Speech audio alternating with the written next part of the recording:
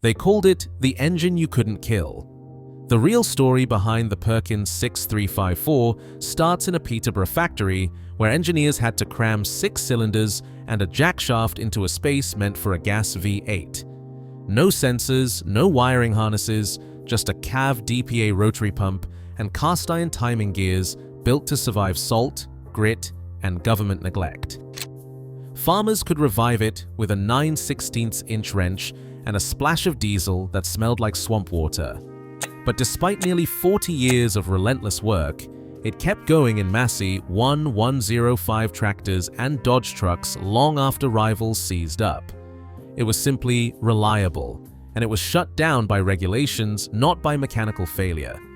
So why did an engine built to outlast the field get killed by a signature on a policy document? Are we any better for it? Let's strip back the layers and see what was really lost when the world traded simplicity for compliance. In Peterborough, England, the job was not just to build a diesel, it was to squeeze a 6-cylinder direct injection engine into an engine bay designed for a flathead V8. The old gas blocks were short, squat, and easy to drop into any lorry or farm rig. But diesel in the 1950s meant length, long crank, long cam, long everything. If you could not make it fit, you did not get the contract. That was the battlefield. The engineers at Perkins were handed a hard line. Make 120 horsepower, use direct injection, and fit it all inside a footprint no bigger than what the truck builders already had. No room for extra inches. No tolerance for a bell housing that did not line up. Every millimeter counted, from the timing gears to the back of the block. That is why they went for the jackshaft. Instead of hanging the injection pump out on the side or driving auxiliaries with a mess of belts, they buried a small jackshaft right in the timing case. This let them run the CAV DPA rotary injection pump vertically, stacked tight against the front cover, with the oil pump driven coaxially underneath. Compressors, vacuum pumps, even hydraulic units all could be spun straight off the block through a simple lay rub coupling. No wasted space, no extra brackets to rattle loose. The compact timing case and jackshaft setup meant the 6354 could slide into the same space as a V8, but bring diesel torque and fuel savings. That was the only way to keep the truck and tractor original equipment manufacturers happy and keep Perkins in business after the headaches of the old R6. The pressure was real. If this engine did not fit, did not pull, or could not be serviced through the same hood opening, nobody would buy it. Every later choice, the cast iron gears, the vertical pump, the lack of electronics, traces back to that original mandate. Build it small, build it strong, and make sure it fits where nothing else would. Laid out on the drawing board, the whole concept hinged on the jackshaft. Instead of stacking accessories like an afterthought or letting a tangle of belts chew up bay space, Perkins buried a short jackshaft right in the timing case. The timing gears spun it at engine speed, and from there, everything important took its drive. The CAV DPA rotary injection pump sat vertical, locked to the top of the jackshaft via a worm wheel and pinion.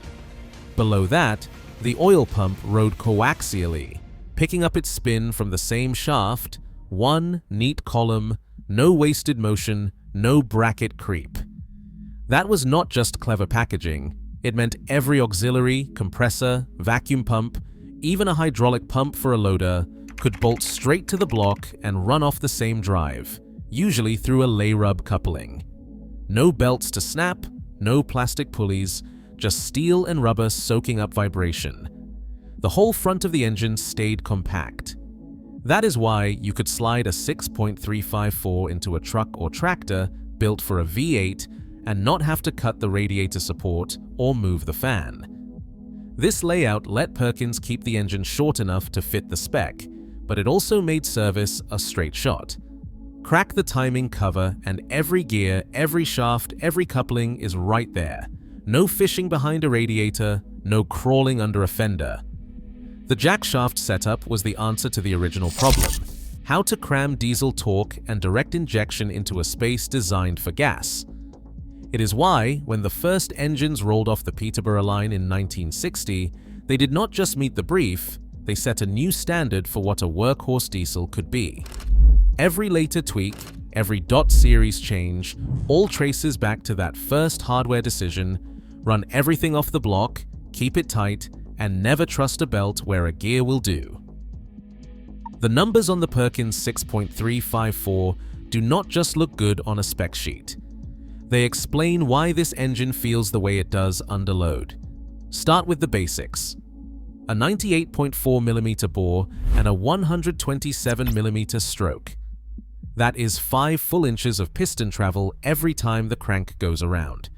The total displacement is 5.798 liters or 354 cubic inches.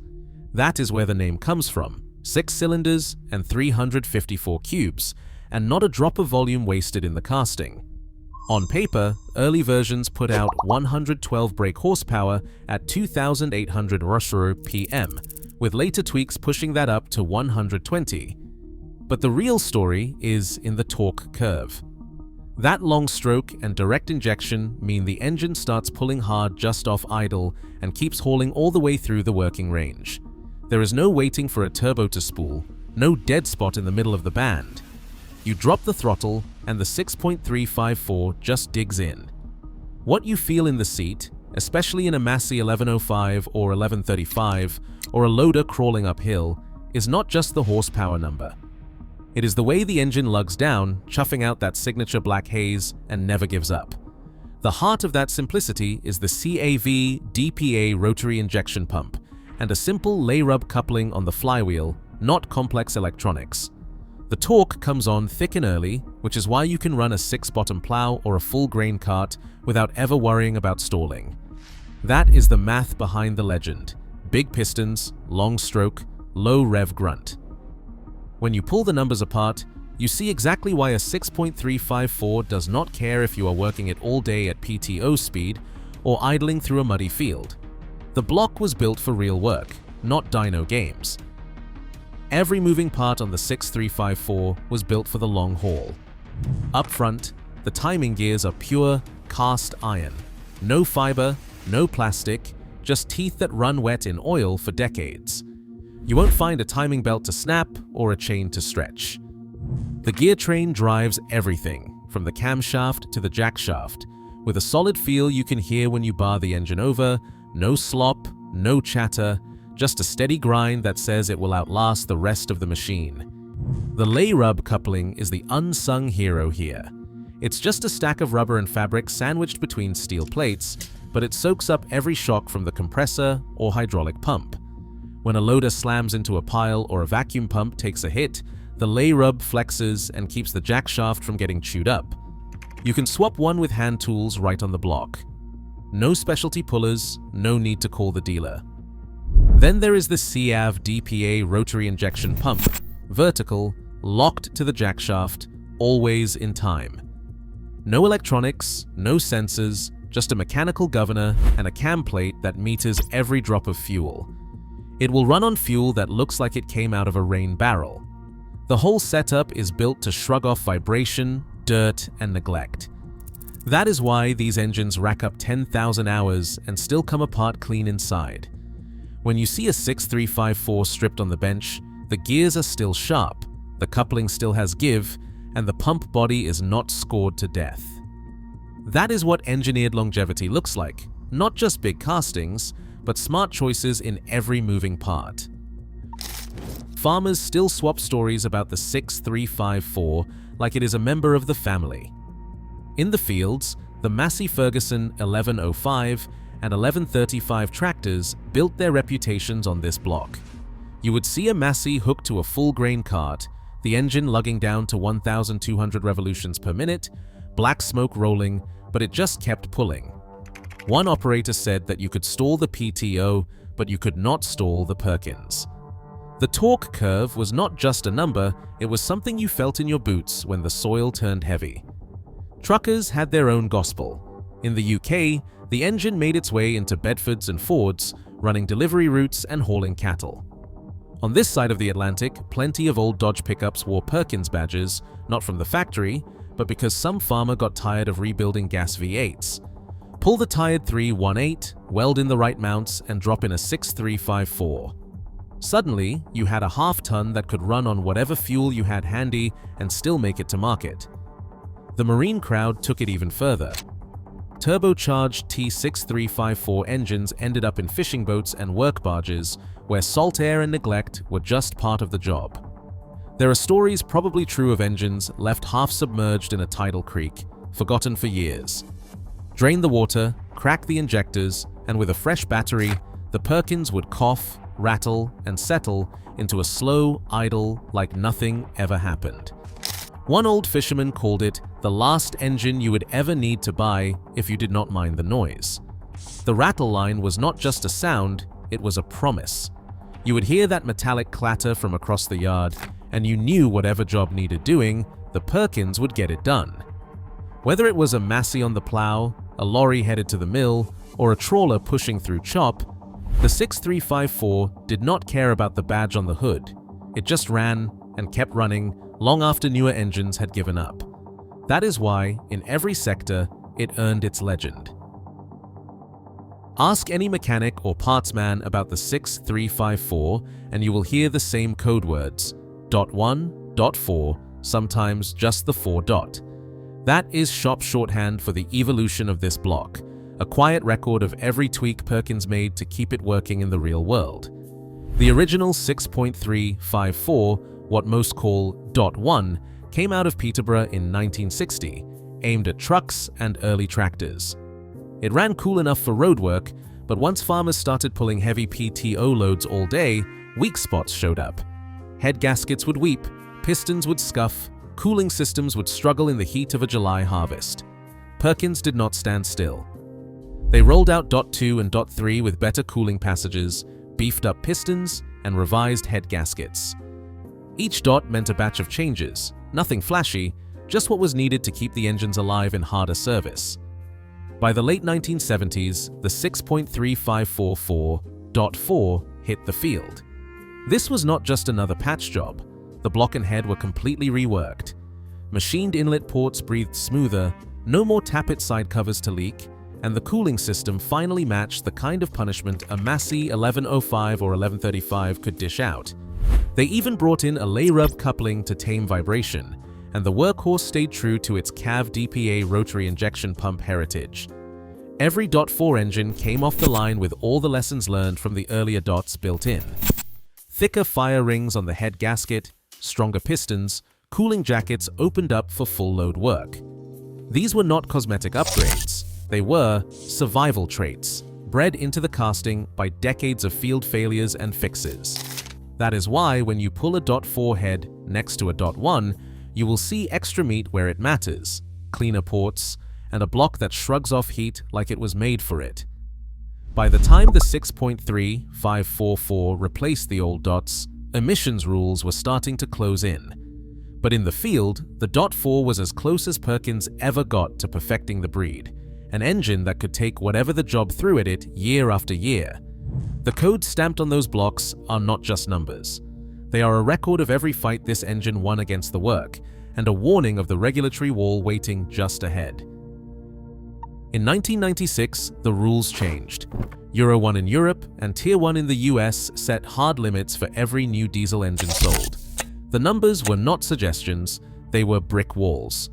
Euro 1 limited NOx to no more than 8 grams and limited particulate matter to 0.36 grams per kilowatt-hour produced.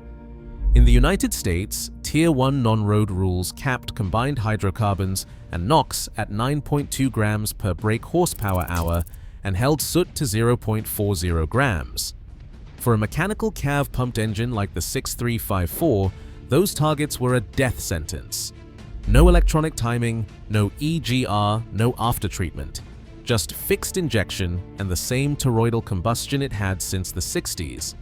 You could try retarding timing, leaning out the fuel, maybe even choking it with a turbo and intercooler, but at some point, the engine you loved became a stranger. On paper, the 6354 was now illegal to sell as a new engine in its main markets. The rulebook did not care about reliability, field repairs, or the 1,000 little fixes that kept these blocks alive. It only cared about the numbers on the emissions table. The day Perkins dropped the hammer on the 6.354 line, the writing was already on the shop wall. The next engines out of Peterborough wore new names, Phaser and the 1000 series. These were not just new castings, they were a different breed entirely.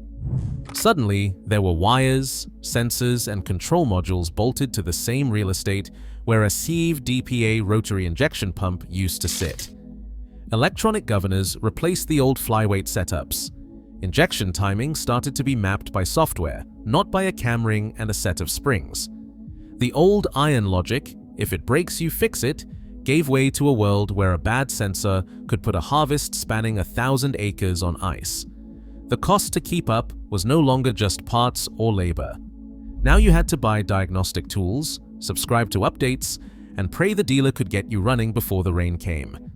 For all the talk of efficiency and emissions, the simple fact is this: the 6.354 lineage ended the moment reliability became a line item on a spreadsheet, not a promise in steel. You want to know why this engine refuses to die? Start with the parts bins. Every farm shop from Iowa to Invercargill has a drawer full of 6.354 bits, injector washers, banjo bolts, maybe a spare CAV DPA governor spring. If it coughs up air on a cold morning, you grab a 9/16" wrench, crack the injector lines, and prime it by hand. 90 seconds later, it is back to work. No laptop, no error codes. Rebuild kits are cheap, and you do not need a dealer to bless the job. Pistons, liners, gaskets, order what you need, rebuild it on a bench, and you have bought yourself another decade. That is why these engines rack up 10,000, 20,000, sometimes more. Keeping old iron running is not just stubbornness, it is a kind of environmentalism. Every hour you squeeze out of a 6.354 is one less new machine built, one less pile of electronics in the landfill.